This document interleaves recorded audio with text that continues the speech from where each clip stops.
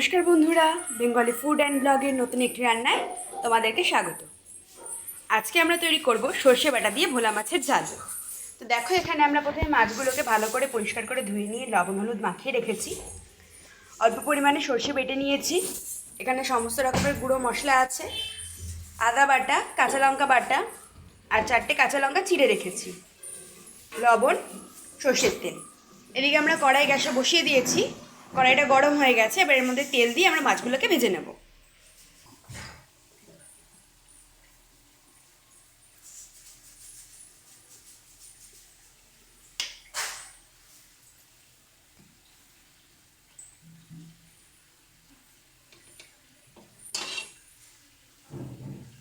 দেখো, তেলটা গরম হয়ে গেছে, এবার আমরা মাছগুলোকে ভেজে নেব।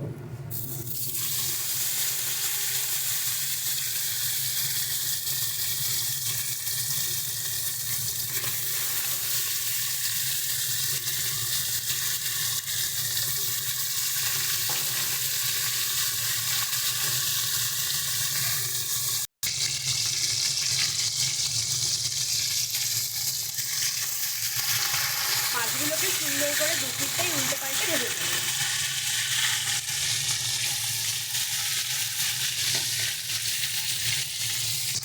দেখো, মাছগুলো আমাদের সুন্দর করে উল্টে পাল্টে ভেজে নেওয়া হয়ে গেছে, এবার এগুলোকে তুলে নেব।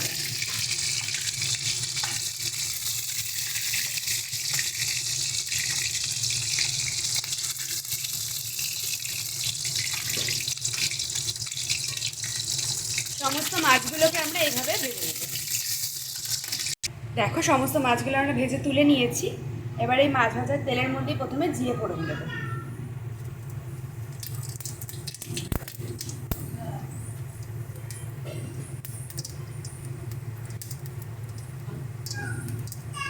পরিমাণ মতো কাঁচা লঙ্কা বাটা,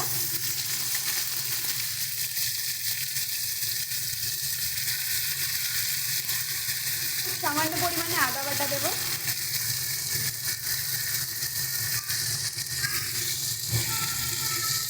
হলুদ গুঁড়ো,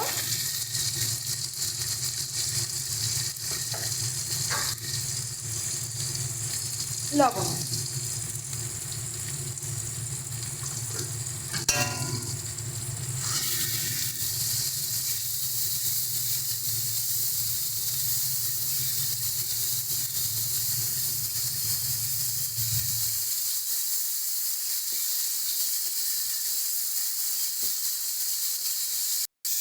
মশলাটাকে খুব ভালো করে কষিয়ে নেবো যতক্ষণ না মশলাটা থেকে তেল ছাড়ছে।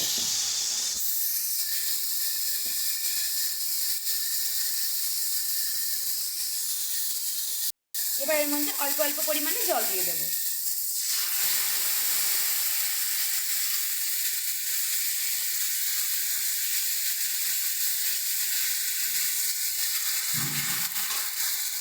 এবার এর মধ্যে আমরা সর্ষে বাটাটা দিয়ে দেবো।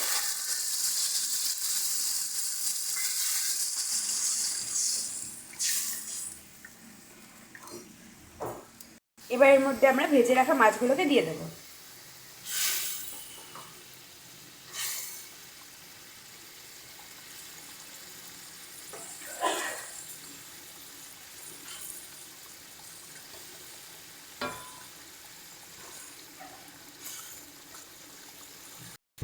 এবার এটাকে বেশ কিছুক্ষণের জন্য ঢাকা দেবো। তার আগে ওপর দিয়ে আমরা চেরা কাঁচা লঙ্কা দিয়ে দেবো।